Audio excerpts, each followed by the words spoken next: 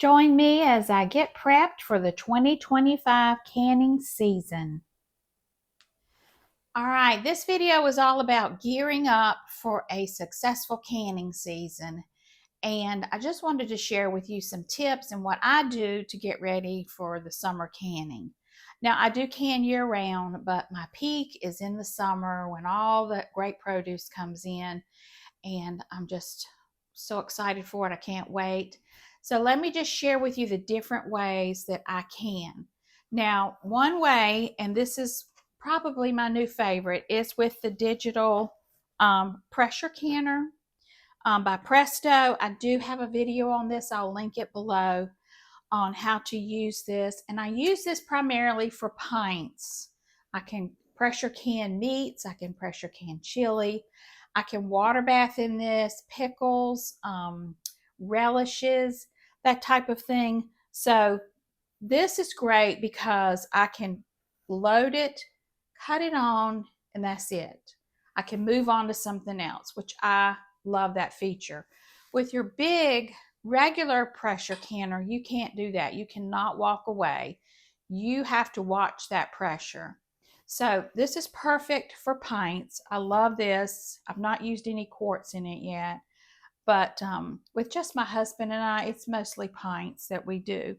Now, there is one thing that you need to do periodically, and especially before the canning season, and that is to take your lid, pull this ring out, and you want to check that rubber seal. Make sure it's not cracked or stretched out or whatever. Check that.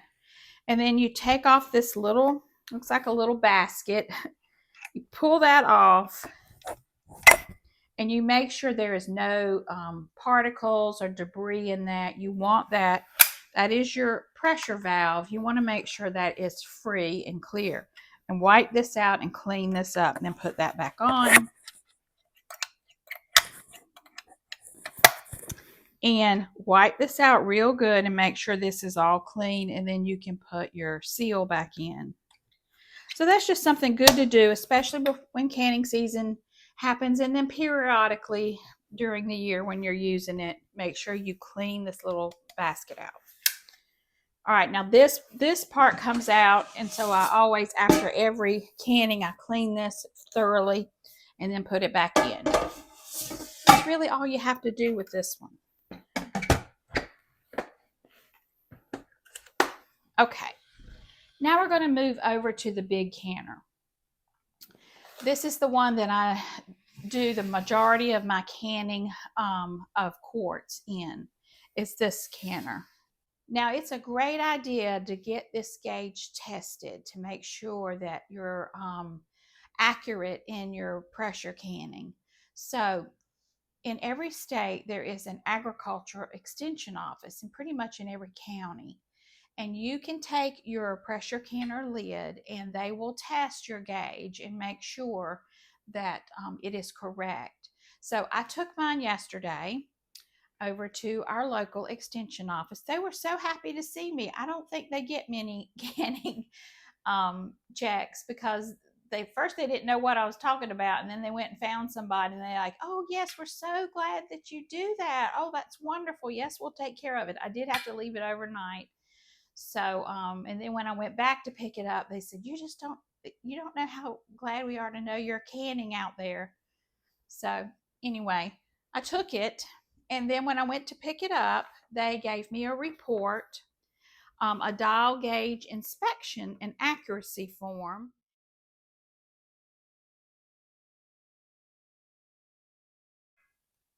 So on my report, I got a condition of good. It said when the master tested it and they read 5, my gauge read 5. But when the master read the pressure at 11, my gauge read 12. When theirs read at 15, my gauge read at 17. So there's something off there. And to make sure that I am not under processing, they have recommended that if your gauge reads up to 2 psi higher than the master gauge, you must add that amount to the difference to the required pressure. So what, for example, most of the things that I process is at 10 pounds of pressure, but according to their recommendations, I need to be processing this at 12 pounds of pressure, at least 2 pounds higher, because I do not want to underprocess, which is vital, especially when you're doing meat. I do not want anything to happen to my food down the road. I don't want to get sick. I don't want to make my family sick. So I'm so glad I went and got this checked, because it is 2 points higher than what it actually is. So make sure that if you're really big into canning and you've never had your gauge checked, go get that free check and make sure, because you do not want to underprocess. You do not want botulism in your canning. So check that out. Make sure you're getting your gauge checked. Now, also, every year I check my rubber seal or gasket and make sure it is in good shape. They told me that mine was, and this little rubber seal is in good shape. So just to make sure it stays that way, I ordered a new one on Amazon, and I'm just going to keep that in case something happens. This one, I've got another one ready to go. So you can get these on Amazon. I will leave a link to my canning Amazon storefront, where I have everything that I use for canning. All right, now I have an glass stovetop. And when I first got my glass stovetop, I put this pressure canner on it. And right in the middle of canning, that thing made a loud pop. And I saw a spark, and it blew my stove out. It cost me $200 to get that fixed. So I will never put a pressure canner on my glass stovetop again. I know I see videos of people that do it all the time. This is what happened to me, and so this is why I am not going to do that. But I did find a wonderful alternative, and that is my Cadco electric burner. And I use this right, if you see my videos on canning, it's usually right here, and it works great. I put this canner on here. I can adjust the heat so easily, so much better than I could on that stove. So I love this. I highly recommend, if you have a glass top stove, or if you just need an extra burner for canning, this is great. It's made in the USA. I love it. I have 2 of them now, and so I'll leave that link below. But it works perfect for this type of canner or water bath canner. So that's another tip. And then, back in February, I had my big clean out, and I created this drawer just for canning. So let me share that with you. Chose this drawer because it is right next to where I can. And then here's where I keep all my weights, my tablespoon, a funnel, and this is new. This is the little jar opener that you use to take your lids off. I've just got this. I'm real excited about it. I will link it below because I've always wanted one. It just pops the lids off without damaging them. And then, of course, I do some biscuit making and bread making, so I did put my rolling pins in there. And then I have my labels. So this is so convenient. I keep it right here, and I know where everything is at all times. All right, now that I've gone over the basic equipment that I use for canning, we will move over to the jars, and then I'll share with you some of my supplies that I started picking up now, so that I don't have to worry right in the middle of June and July that I have enough supplies. So let's check out the jars. All right, inside my outdoor storage unit is where I keep all of my jars and lids, and there is my water bath canner that I use sometimes for tomatoes. But I've been organizing all of my jars and getting an inventory of what I have. I think I'm set for this season. And now is the time that I go in and I check the tops of the jars for any cracks or chips. I hold the jars up to the light to make sure there are no cracks. If I find a jar with a dented or chipped lid, I will throw it away. I do not want to make the mistake of having a bad jar. So you can see I've got them all divided up. I use this quart size for all my tomato products. I love this size, but mainly for my husband and I, like I said, I use the pints. So I am well stocked.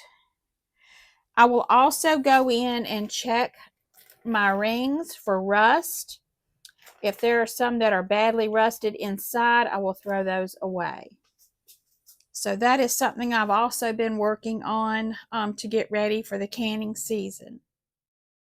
Here's a view of the Walmart shelves in my area. A little sparse. All right, I just got back from my Walmart run to stock up on canning supplies for the summer, and I made a pretty good haul. As you saw in the photo, they didn't have but one case of the regular mouth lids, and it was really a partial case.